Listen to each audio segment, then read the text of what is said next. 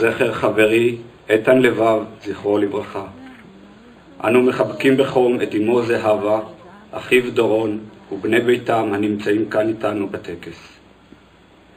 בן יפה נולד על כתף הכרמל, ומברכים הגיעו מכל עבר. גשם טוב ירד, כי נעתר האל, והחיטה נבטה בשדות השבר. היה איתן רוכן על ציודו, בודק פעם נוספת את הפקל, משפר את האפוד ושר, מדקלם, שיר זה כאילו על עצמו. אך איתן חייך כי ידע שבן יפה נולד, והוא לא היה כזה. שהוא נולד בנהריה ולא על הכרמל. בשירים הילדים רכים, ואיתן היה מלח הארץ. הוא חי וגדל ככל הילדים. למד ביסודי ובתיכון.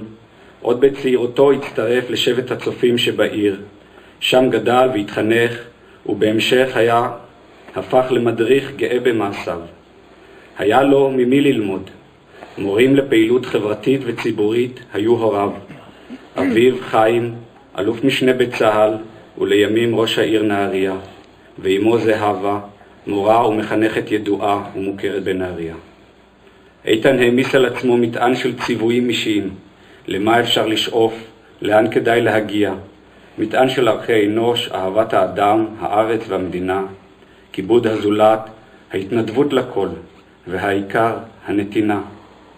הוא ידע שיש מי שנועץ בו עיניים מעריצות, אחיו הצעיר דורון.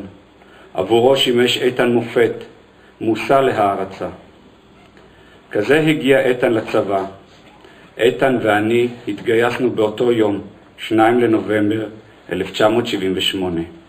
יחד התדפקנו על דלתות הצנחנים.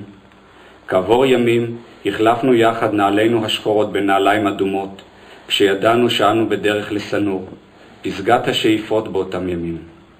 צוותנו לאותה פלוגה ולאותה מחלקה. נכונו לנו 1.5 שנה צעידה ביחד, מעל או מתחת לאלונקה. חרשנו את הארץ לאורכה ולרוחבה, באימונים המפרכים, במסעות, בתקופת הבט"ש, בתרגילים. ולבב, כסלע איתן, גדל, מתחזק, מתחשל, מדרבן אותנו ובעצמו מתנשף. שר, מאחורי הקו, הצנחנים, הצנחנים. שר אל עצמו, שר על עצמו. כאילו ידע שיגיע יום, והוא יהיה שם, מאחורי הקווים. ואנו, חבריו למחלקה, היינו שרים איתו, חוזרים אחריו, מאחורי הקו, הצנחנים, הצנחנים. קט, עוצר. אני יוצא מתוך הטקסט, שהיה דברים לזכר. קטע שהוקרא פעם ועוד פעם, הספד לחברי שנפל בלבנון, אז במלחמה ההיא. נתבקשתי לדבר ולהזכיר דמותך לנוכח הזמן שחולף, וזה לא פשוט איתן. איש חילוני כמוני מקדש את יום הזיכרון לנופלים במערכות ישראל ואומר, זיכרון הנופלים נטו. מניח בצד את כל מה שמעסיק את החברה הישראלית בימי החול והמועד האחרים.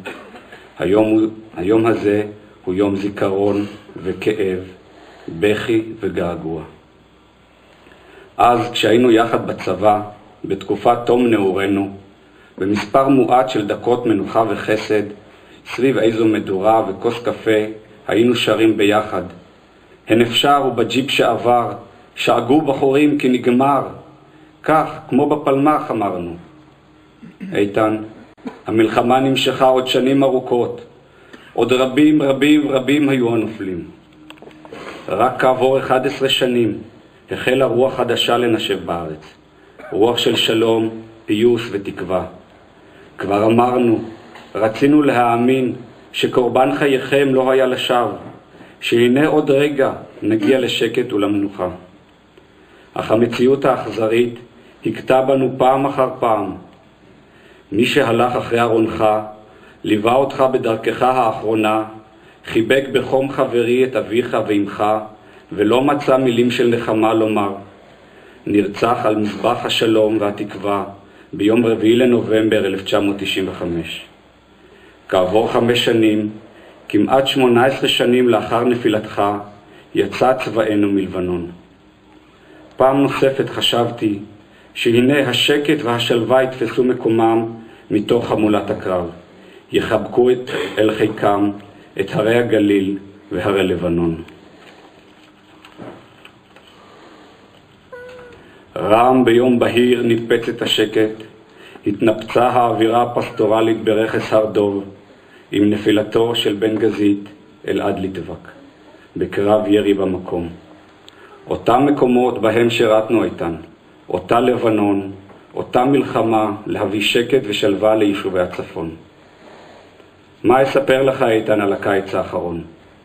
עוד סיבוב של לחימה עיקשת, עוד רבים הנופלים במערכה, ביניהם חברים מתקופת שירותי במילואים, כמונו, צנחנים.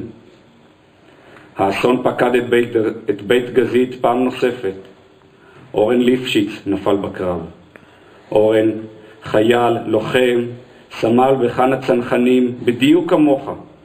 נשמע לצו הפקודה, דבק במשימה, ולא זכה לחזור לביתו, למשפחתו, לאוהביו.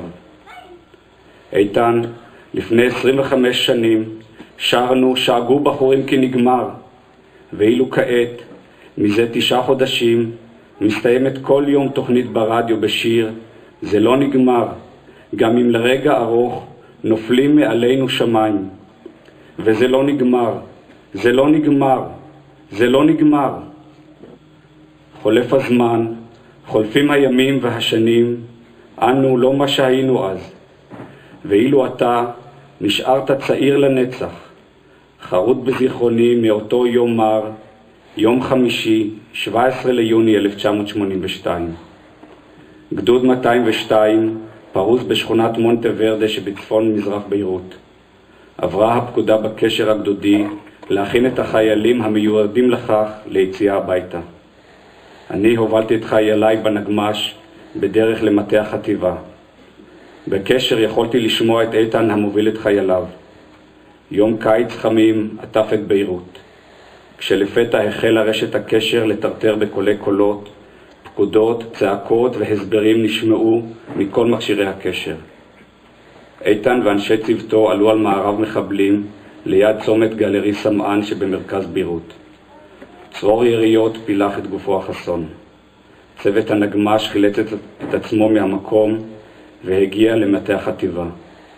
כעבור מספר דקות הגעתי וראיתי את רופאי החטיבה וחובשים נוספים מנסים להחיות את איתן במשך דקות ארוכות. מסוק פינוי הגיח מאי שם. הרופאים התלבטו אם איתן יחזיק מעמד בטלטולי הדרך. מצבו היה כל כך רע. עמוק בפנים הבנתי שאלה רגעיו האחרונים של איתן. אך סירבתי לקבל זאת.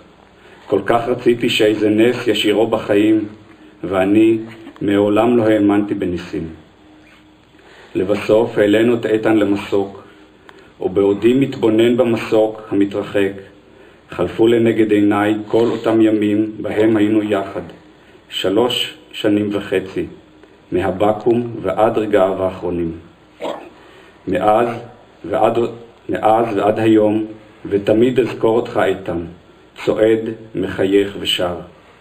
ציפורים עוזבות, בערב כבר קריר, יפה בליל שבת חיכתה בשער. סתיו ברחובות, מחר היא בת 20, אך למה לא מלאו 20 לנער?